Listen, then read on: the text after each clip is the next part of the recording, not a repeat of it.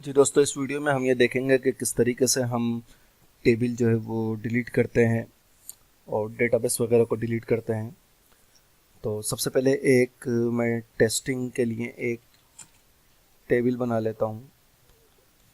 इस जो हमारे पास स्कूल का डेटाबेस है उसमें यूज़ स्कूल करते हैं। फिर उसके बाद इसमें क्रिएट टेबल टेस्ट, ठीक है। इसको आईडी दे देते हैं इंटीजर और ये होगी ऑटो इंक्रीमेंट और प्राइमरी की होगी इसकी ये, ठीक है। उसका एक होगा एड्रेस जो कि वाचर होगा 10 होगा और डेट्स इट। ये हमारे पास एक टेबल बन गई है।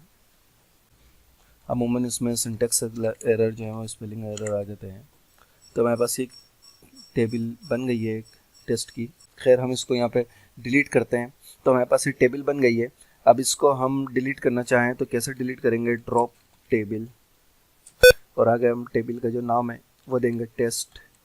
इंटर करें तो ये पूछ रहा है कि वाकई इसको डिलीट कर दूं। तो यहाँ पे अब इसको हम करें तो ये देखें यहाँ से डिलीट हो गई है, ठीक है। ये एरर कुछ दे रहा है, इसको छोड़ देते हैं किस बात का एरर दे रही है। लेकिन ये हमारे पास टेबल जो है वो टेस्ट की डिलीट आ गई है और वापस यहाँ पे से डिलीट भी हमने ड्रॉप टेबल के ज़रिए करा। इसी तरीके से हम ड्रॉप टेबल की जगह ड्रॉप डेटाबेस करें और यहाँ पे डेटाबेस का नाम लिखें स्कूल। ड्रॉप डेटाबेस स्कूल, तो ये पूरा स्कूल का डेटाबेस जो है ये भी हमारे पास से डिलीट हो जाएगा। तो दोस्तों यहाँ पे तो हमने काफ़ी सारी चीज़ें स्किल की जो है सीख ली हैं, लेकिन ये कोई एडवांस चीज़ें नहीं है, ये बेसिक्स चीज़ें हैं। तो अब अगली वीडियो में हम ये करेंगे कि अब हम पीएचपी के ज़रिए एसक्यूएल के अंदर कैसे काम करते हैं और पीएचपी का एसक्यूएल के अंदर कैसे कनेक्शन बनाया जाता है, किस तरीके से उसका काम किया जाता है। इन सब चीज़ों को अब हम देखेंगे, ठीक है। अगली वीडियो में हम पीएचपी के साथ माइस्क्यूएल का कनेक्शन बनाना और पीएचपी के ज़रिए, अभी तो हमने जो भी काम करा डायरेक्टली क्यूरीज के अंदर करा, अब हम पीएचपी के अंदर किस तरीके से पूरा इसका डेटाबेस के ऊपर काम करेंगे, इसको हम अगली वीडियो में स्टार्ट करते हैं इसको देखना।